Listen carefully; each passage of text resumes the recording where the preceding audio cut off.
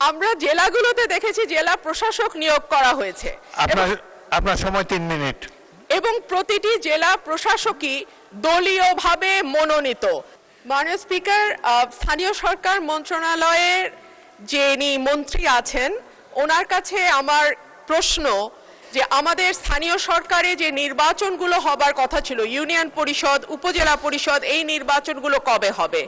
আমরা দেখেছি ইতিমধ্যেই প্রতিটি জেলায় মাননীয় সদস্য এক মিনিট জেলা পরিষদে মাননীয় সদস্য এখন তো প্রশ্নোত্তর পর্ব চলছে না।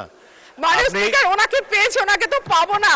প্রশ্নোত্তর পর্বে তো মাননীয় স্পিকার সুযোগ পাই না, প্রশ্ন জমা দেই, প্রশ্ন আসে না, পুরোকে হাত তুলে সেও সুযোগ পাই না। আপনি এই দাবির উপরে বক্তব্য রাখতে পারেন, কিন্তু তাহলে আর পানি সম্পদ মন্ত্রণালয়ের উপরে বক্তব্য রাখার সুযোগ পাবেন না। আপনি এখন বলবেন না পানি সম্পদ মন্ত্রণালয়ের উপরে বলবেন?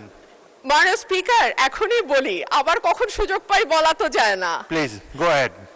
আমরা জেলাগুলোতে দেখেছি জেলা প্রশাসক নিয়োগ করা হয়েছে আপনার সময় 3 মিনিট এবং প্রতিটি জেলা প্রশাসকই দলীয়ভাবে মনোনীত।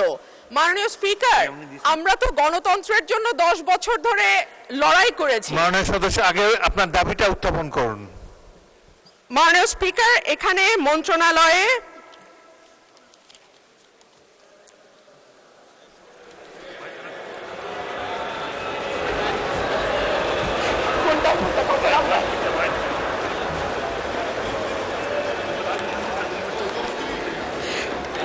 দাবি নম্বর 1,809,56,10,00,000 টাকার মঞ্জুরি চেয়েছেন মাননীয় মন্ত্রী।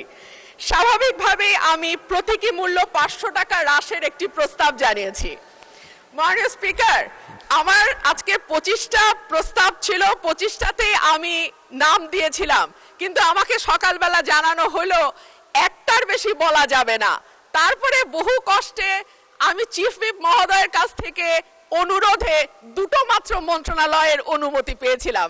এর মধ্যে স্থানীয় সরকার কোত্থেকে আসলো জানি না, যাই হোক সময় মানে বুঝতে আমার কিছুটা সময় লেগেছে, সেজন্য আমি দুঃখিত।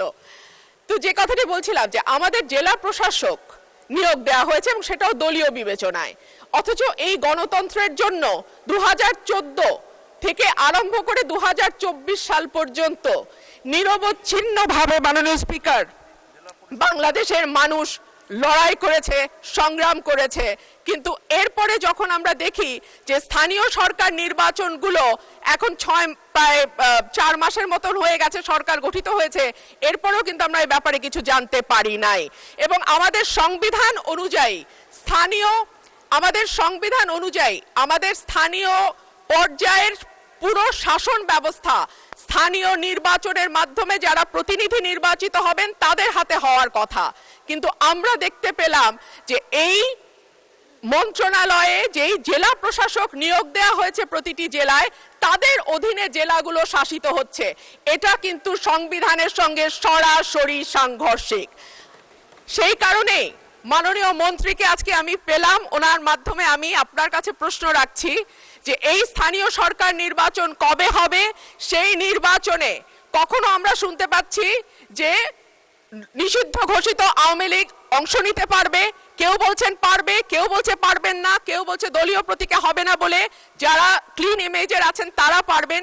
এই বিষয়গুলো যদি মাননীয় মন্ত্রী পরিষ্কার করতেন, আমার মনে হয় এখানে আমরা যারা সংসদ সদস্য আছি, রাজনীতির সঙ্গে যুক্ত, আমাদের যেমন বুঝতে সুবিধা হতো, একইভাবে স্থানীয় প্রশাসনে যারা রাজনীতি করেন, স্থানীয় পর্যায়ে যারা রাজনীতি করেন, তাদের জন্য বুঝতে সুবিধা হতো।